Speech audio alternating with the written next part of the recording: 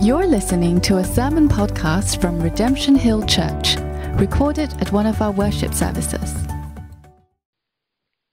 Good morning, friends.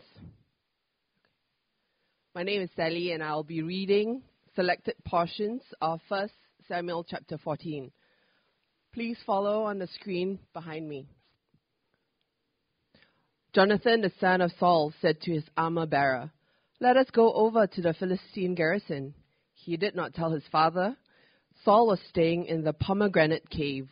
Those with him included Ahijah, the nephew of Phinehas, the priest. The people did not know that Jonathan had gone. Jonathan sought to go over to the Philistine garrison. There was a rocky crag on one side and a rocky crag on the other, in front of Michmash, and on the other in front of Geba. Jonathan said to the armor-bearer, "Let us go over to the garrison of these uncircumcised.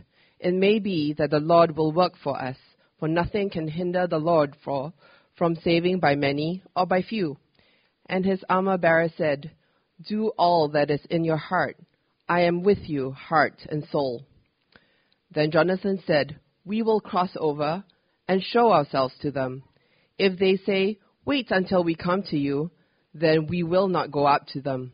But if they say, 'Come up to us,' then we will go up, for the Lord has given them into our hand, and this shall be the sign to us." And the Philistines hailed Jonathan, "Come up to us, we will show you a thing." And Jonathan said to his armor-bearer, "Come up after me, for the Lord has given them into the hand of Israel." Then Jonathan climbed up on his hands and feet, and they fell before Jonathan and his armor-bearer, and they killed about 20 men. And there was a panic in the camp. The garrison trembled, the earth quaked, and it became a very big panic. The watchmen of Saul saw the multitude dispersing here and there. Saul said, "Count and see who has gone from us." And behold, Jonathan was not there. Saul said to Ahijah, "Bring the ark of God here." Then Saul went into battle. Every Philistine's sword was against his fellow, and there was very great confusion. When all the men of Israel who had hidden themselves heard the Philistines fleeing, they too followed hard after them. So the Lord saved Israel that day. Saul laid an oath on the people, "Cursed be the man who eats food until I am avenged on my enemies." But Jonathan had not heard the oath, so he dipped in a honeycomb. Jonathan heard about the oath and said, "My father had troubled the land. How much better if the people had eaten freely, for now the defeat among the Philistines has not been great." The people were very faint. They took sheep and slaughtered them and ate them with the blood, sinning against the Lord. Saul said, "Do not sin against the Lord by eating with the blood." Saul built an altar to the Lord. Then Saul said, "Let us go down after the Philistines." Saul inquired of God, "Shall I go down after the Philistines?" But the Lord did not answer him that day. And Saul said to the army, "Know how the sin has arisen today. Even if it be in Jonathan my son, he shall surely die." Then he said to all Israel, "You shall be on one side, and I and Jonathan my son will be on the other side." Saul said, "O Lord God of Israel, why have you not answered your servant this day? If this guilt is in me or in Jonathan, give the lot." Jonathan and Saul were taken. Then Saul said, "Cast a lot between me and my son Jonathan." And Jonathan was taken. Jonathan told him, "I tasted a little honey. Here I am. I will die." And Saul said, "You shall surely die, Jonathan." Then the people said to Saul, "Shall Jonathan die? Not one hair of his head shall fall to the ground." So the people ransomed Jonathan so that he did not die. When Saul had taken the kingship, he fought against all his enemies. Wherever he turned, he routed them. These are the true words of the living God.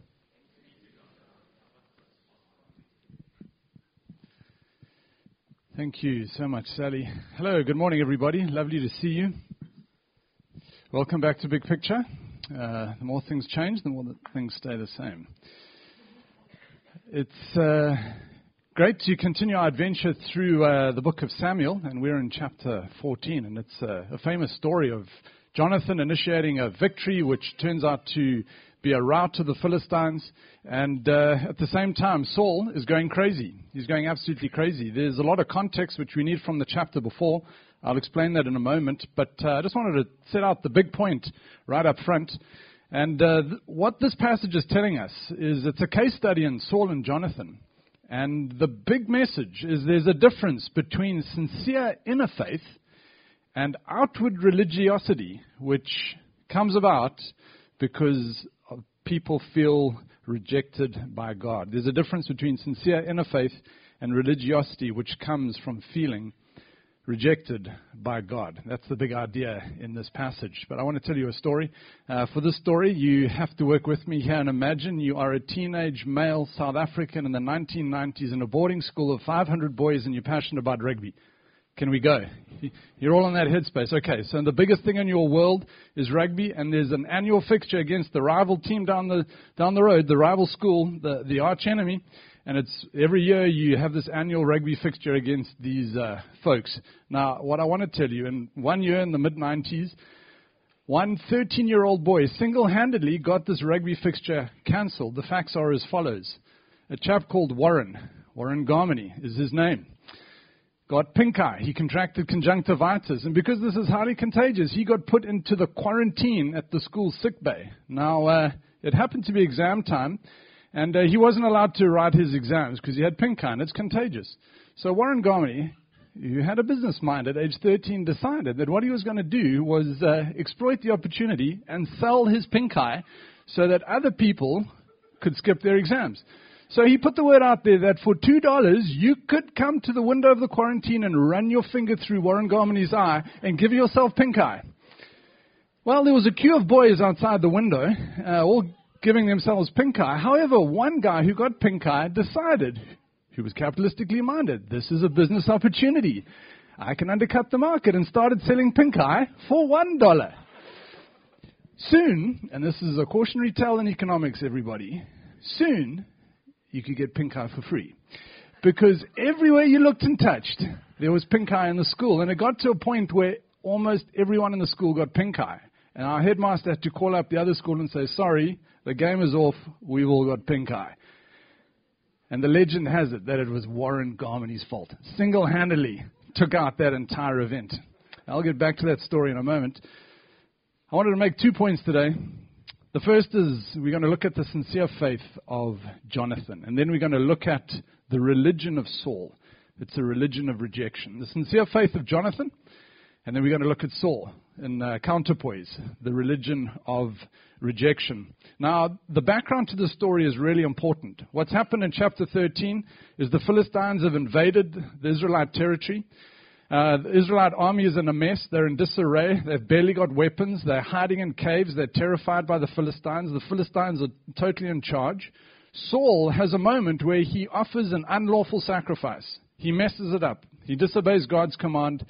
And God says to Saul, I reject you as the king. I'm going to take the kingship out of your hands because you've disobeyed my command. And Saul, from that point, starts to descend into some kind of a madness. But that's a really important context for the background here. The army's trembling, they're in caves. Saul is suffering under this rejection from God. And what comes out of this is chapter 14 and this incredible moment where Jonathan takes on the Philistines at this outpost. Now, Jonathan is a person who evidently is walking very closely with the Lord, unlike Saul. He's walking closely with the Lord. It doesn't say that exactly in the passage, but we can infer it. We can see that this is a man who loves God and who's not cowering in a cave, but is actually wanting to walk with God and knows God and is close to God. You might ask me, what do you mean when you say this is a person who's close to God? Well, I want to put it in terms of the heart today. Someone who is walking closely with God has a soft heart to God, has an open heart to God, and has a heart which knows God's heart. Such a man is Jonathan, as the story reveals. Are you walking closely with the Lord? Is a question which this passage begs. How is your heart with the Lord? Are you walking closely with Him? And what is amazing about this passage is that Jonathan acts with faith. He acts with an instinct of faith. And something incredible happens, not only in his life, but for the whole nation. And so what I'd love to do is for us to take some time just to look at a framework of faith which Jonathan is actually operating off here. And so I'll just explain the 4 steps of his faith, and then we'll look at it, find it in the text itself. So here are 4 steps to Jonathan's faith instinct. Step number 1 is you've got to show up. If you want to operate out of faith, like Jonathan, you've got to show up. Step number 1. Step number 2 is exploring what may be in the Lord. You've got to show up. Step number 1. Step number 2, having showed up, then use your imagination and some godly curiosity to explore what may be in the Lord. Step number 3, having done step 1 and 2, you need to stand on some universal principle about God. Step 1, show up. Step 2, explore what could be in God.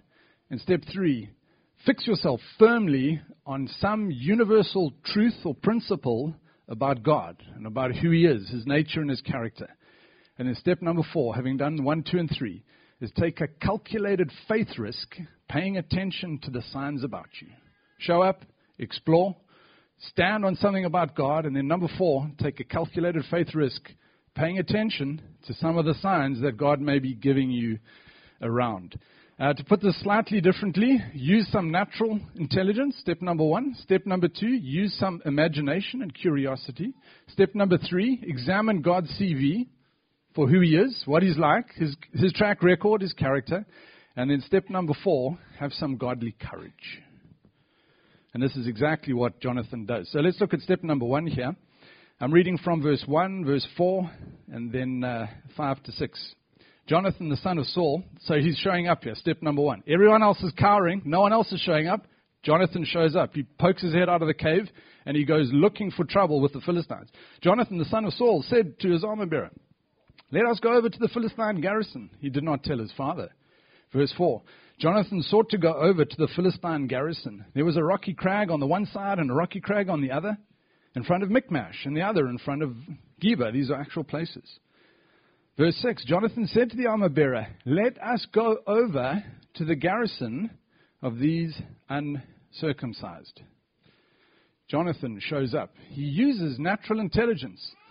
There are 30,000 charioteers of the Philistines, but there's one strategic location. It's a very steep valley, which is being described here. It's got these 2 steep V-shaped valleys, and there's 2 outposts on the top. It's very narrow, so you can't get a lot of troops through. It's a strategic point in the battle. And if it's only being guarded by a small company of soldiers, Jonathan knows, just using natural intelligence, if we take this position, we can control a lot of the foot traffic and the heavy artillery of the Philistines. So he's using his smarts. He's showing up. He's looking for, hey, God, how can you use me? Step number 1. Step number 2, he's like, okay, is that me? Is that just my natural intelligence at work here, my strategy? Well, let me explore. Step number 2, what may be possible?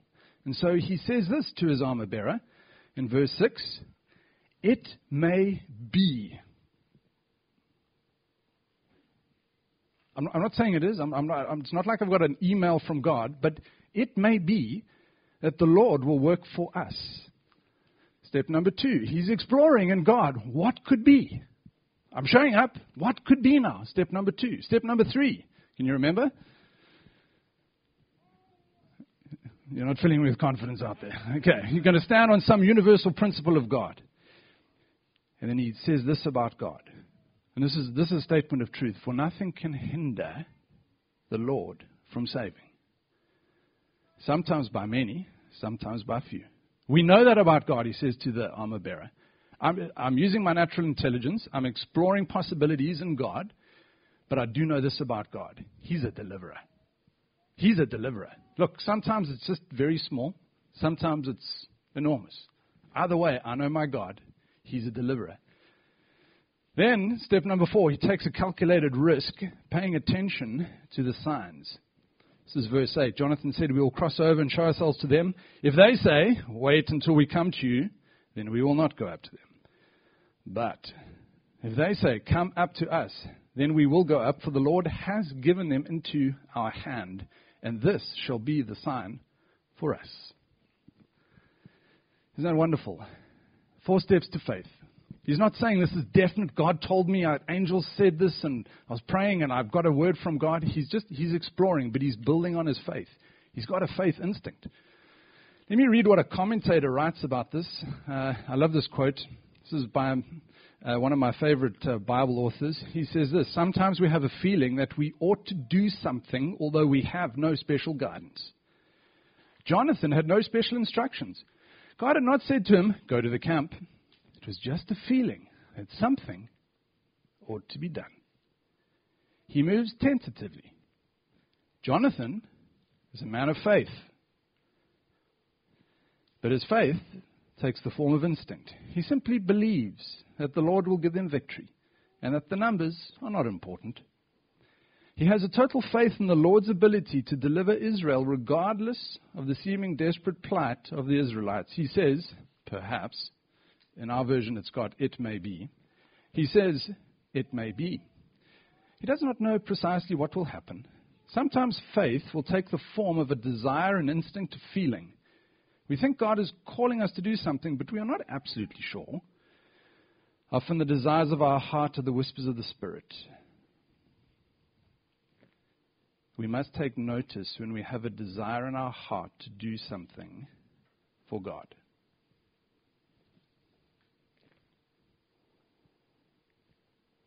Well, as the story goes, Jonathan clobbers the Philistines. Verse 12, and the Philistines hail Jonathan. Come up to us and we will show you a thing, they say. And Jonathan said to his armor bearer, come up after me. We've got our sign. For the Lord has given them into the hand of Israel. Then Jonathan climbed up on his hands and feet. Okay, he's in the most vulnerable thing. He's climbing up a steep cliff. There's like, 50 guys above him. Easy to take him out. He's doing the impossible. The sign is actually the more difficult thing, not the more easy thing. He's like struggling up this cliff, rock climbing. I've tried it. It's jolly hard. Up he's going. And he says to his armor bearer, come up with me. God, the Lord has given them. He climbed, verse 13, and they fell before Jonathan and his armor bearer. And they killed about 20 men. And there was a panic in the camp. The garrison trembled, the earth quaked, and it became a very great panic. Isn't that wonderful? God gives a great victory. God gives a great victory. Reading on.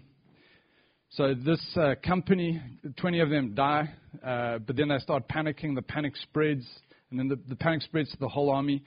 Verse 16, the watchmen of Saul saw the multitude. So the Israel army was scared, but they're watching, and they see this on the cliffs.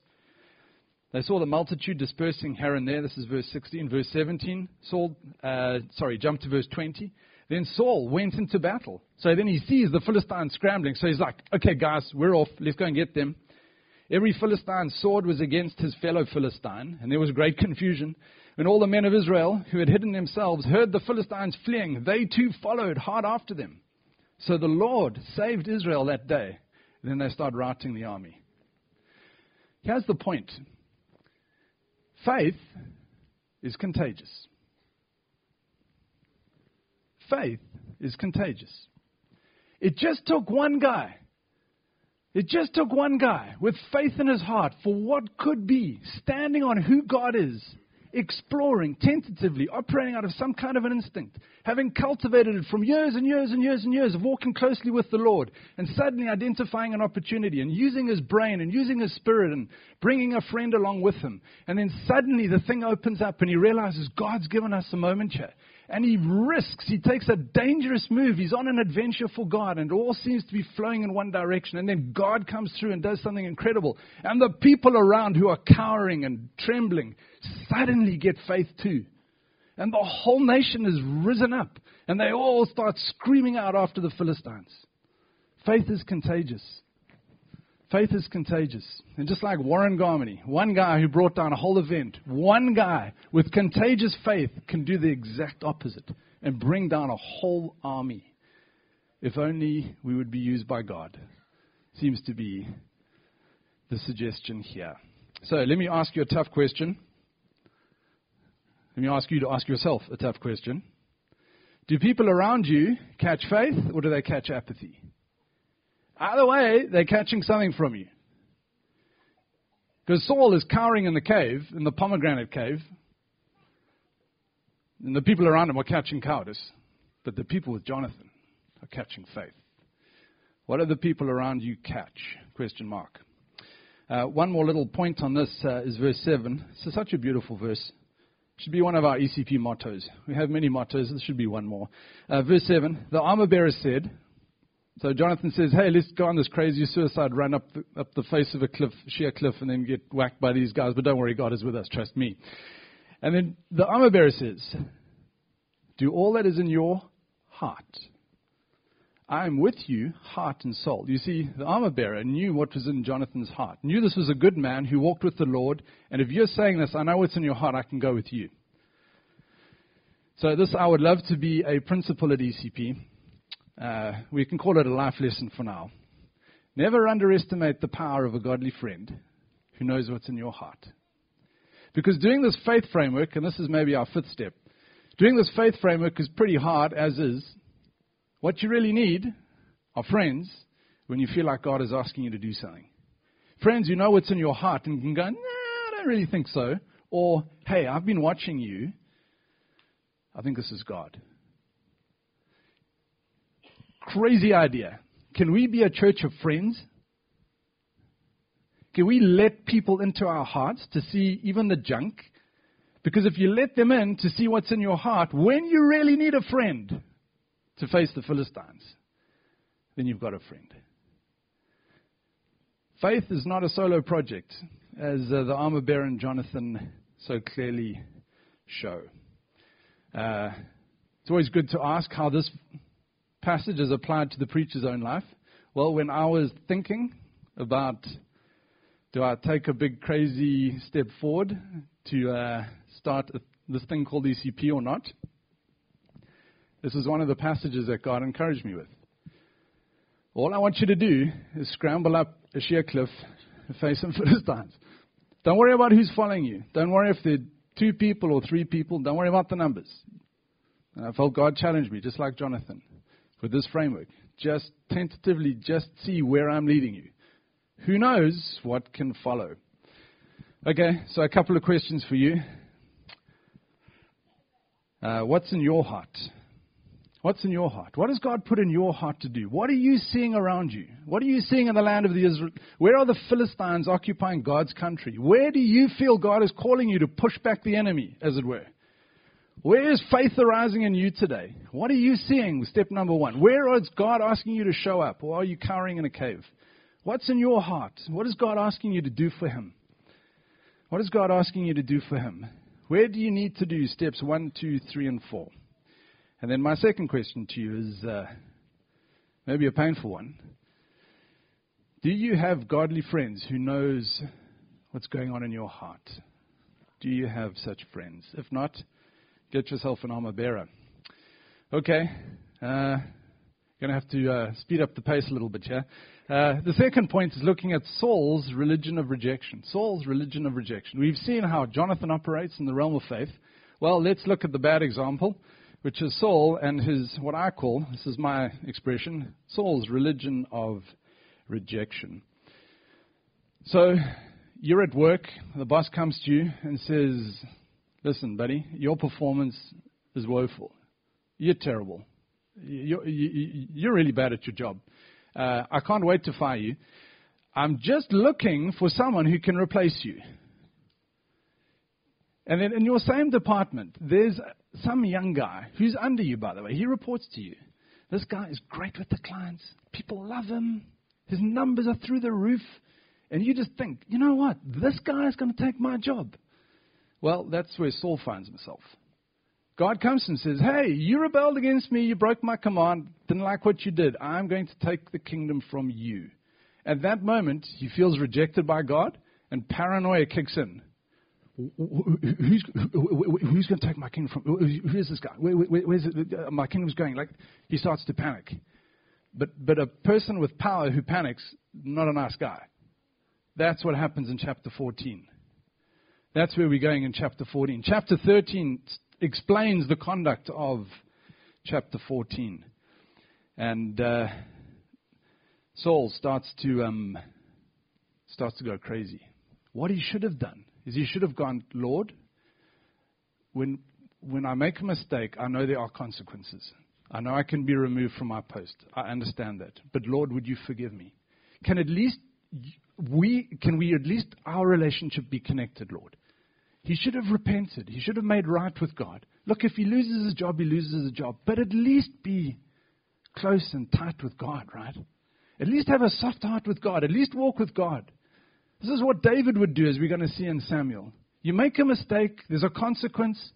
That's okay. It's not okay, but it's okay if you repent and if you walk to God and if you apply the faith framework when you sin. Show up with God. Explore God. Could you possibly forgive me? You read God's CV. He's slow to anger. He's gracious. He's compassionate. He wants to forgive. He wants relationship and harmony with you and unity with you. He wants that. And then you take a risk that God actually wants to forgive you. And then you repent and you make right with him. Saul does nothing of the sort. He labors under God's rejected me. And that feeling that God is against you and has rejected you is a rot for the bones and will cause you to do all sorts of destruction, as the story shows. So the first thing is this, because Saul is laboring under this feeling of deep rejection by God, he starts developing these very deep insecurities about himself, about his identity, about his future. He starts to become paranoid, insecure, defensive. But the key thing is he's not right with God. He's laboring under this rejection.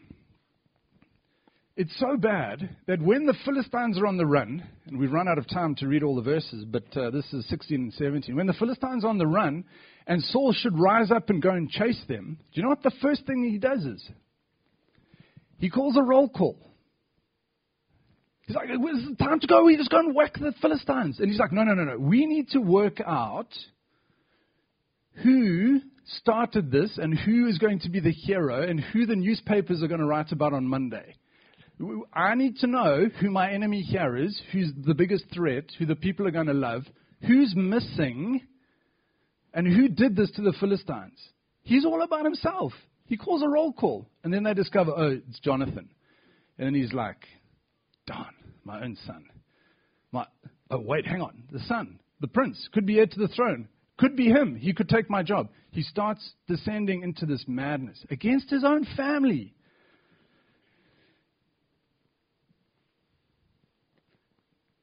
Those who feel rejected by God carry deep insecurity about their identity and their future.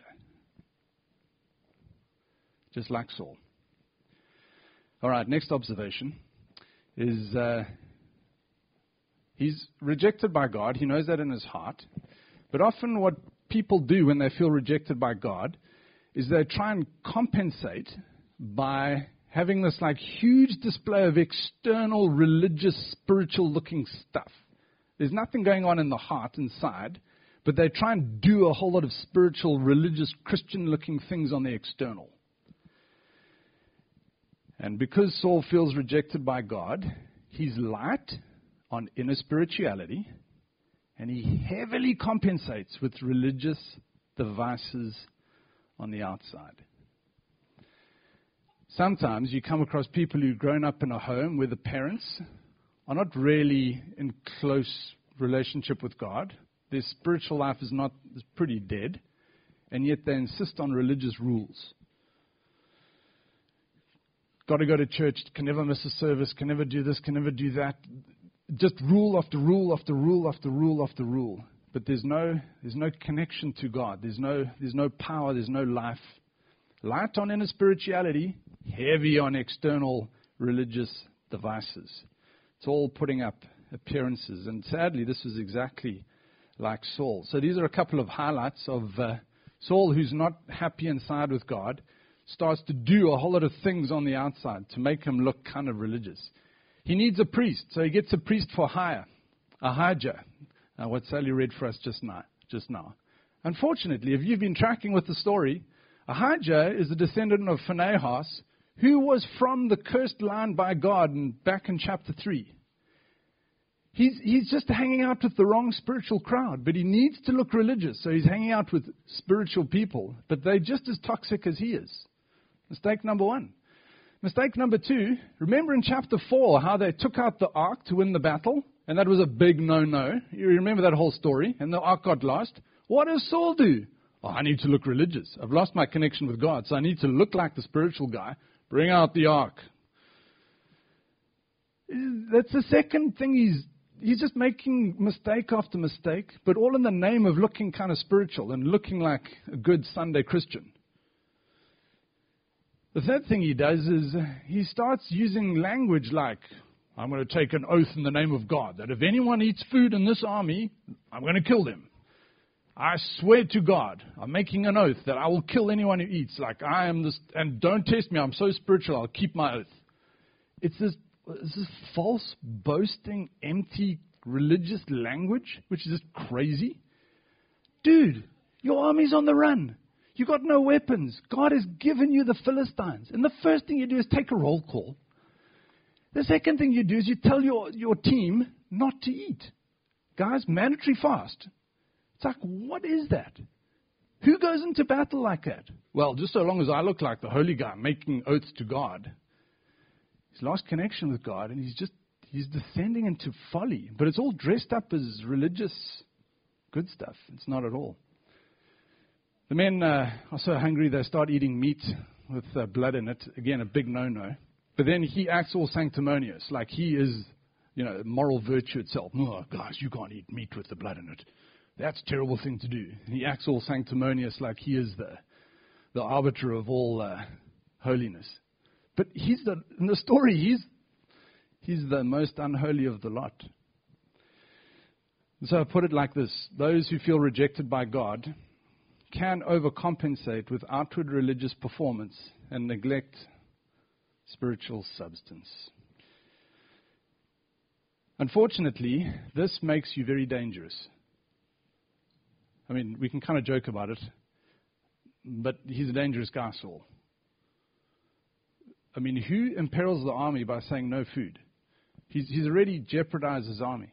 It gets worse. His own child, who doesn't know about this oath about the food, eats some honey. He's in violation of this sacred oath that Saul has sworn. And then what happens next is terrifying if you're in Saul's shoes. It's his worst nightmare in verse 36. And we can flash this up, thanks, Darius. Verse 36. Then Saul said, let us go down after the Philistines. Saul inquired of God, shall I go down after the Philistines? Listen to this. And this should send a slow chill up your spine. But the Lord did not answer him that day.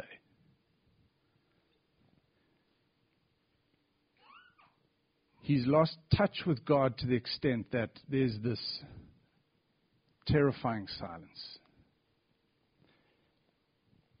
But someone who's laboring under this rejection complex is like, well, this can't possibly be my fault, says Saul. It must be the person who violated my curse about not eating the food.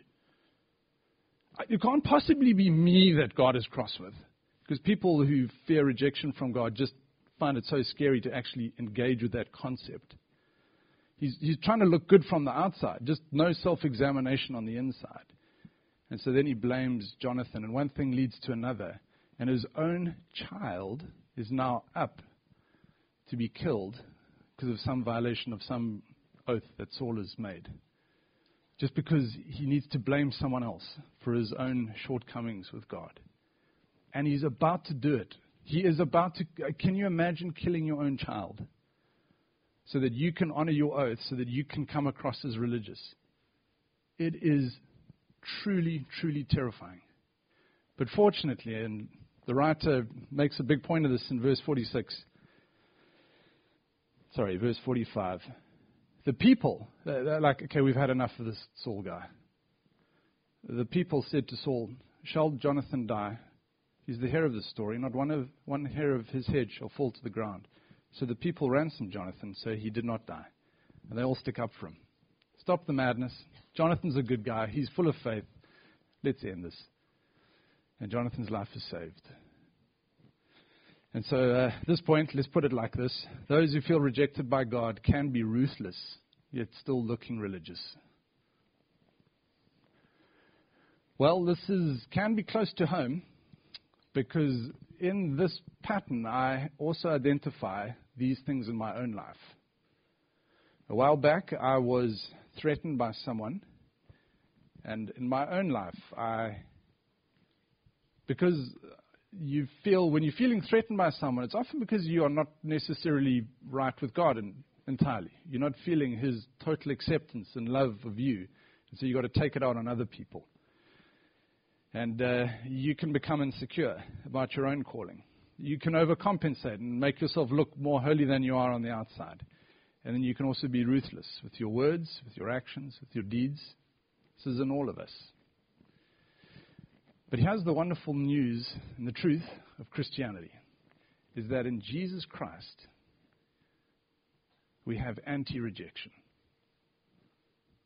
In Jesus Christ, we have anti-rejection. The whole message of Christ coming to earth is to save you from your sins, so that under your sin you would no longer be in this position of being rejected by God, but you could be reunited to Him, reharmonized to Him, accepted by God, just as if you were Christ, loved by God, welcomed in, unified, harmonized with Him. That is the message of Christianity. It should not be that Christians labor under a feeling of rejection from God. In Christ, who has taken the penalty and the punishment for all our sin and risen from the grave in proof of it, we should always feel like we have the acceptance and the love of God. And when you have that in your heart, you stop feeling threatened by other people. You stop having to demonstrate how holy, how acceptable you are in spiritual matters. And you can relax about your life and your future and your calling. You can become free. You can become like Jonathan. You can go, I want to show up. God, how do you want to use me? I know you for me. I know you're with me. I know you want to use me. I know you're acceptable. I know I'm acceptable to you. How do you want to use me, Lord? Instead of being like Saul, where you just you just implode deeper and deeper and deeper into your own warped sense of not knowing who you are and just being an absolute liability and disaster and danger to the people around you. All in the name of religion, which is the worst of it all. So that is the big message of Christianity. Because someone did go up a hill to face death, the hill of Golgotha. Someone did take a curse from the Father, that's Jesus, upon Himself, so that you would not be rejected. That's what Jesus has done for us. So let me ask you some questions. Are you ever insecure about your identity and your future? Can I go for the strike at the heart and say you should really examine if you feel totally accepted by God? If you're wobbling in your career or don't know who you are or where you're being called to, or you're feeling threatened by that, go for the jugular. Don't be afraid to look into your own heart and say, God, am I laboring under some sort of like I'm not acceptable to you, or you've rejected me on some level? And if you feel that, then you run straight to Jesus. And you say, Jesus, in you I am acceptable. I know this. I know that you love me. And I know that you've got good things for me. In the shape and format that you see fit. Next question. Do you overcompensate with outward religious performance at the jeopardy of internal spiritual peace and reality? If so, if you're constantly having to show and demonstrate yourself, perhaps you need to just do business with the Lord and just get free and just be loved by Him and find your acceptance on the cornerstone in Him. Do you act ruthlessly against threats? Possibly the issue is your own sense of not being right with God. Once again, I point you to Christ, who loves you, who wants to help you, and who wants you to feel, above all things, unrejected by God. Shall we pray? You've been listening to a sermon podcast from Redemption Hill Church. You can find more of our sermons online at www.rhc.org.sg.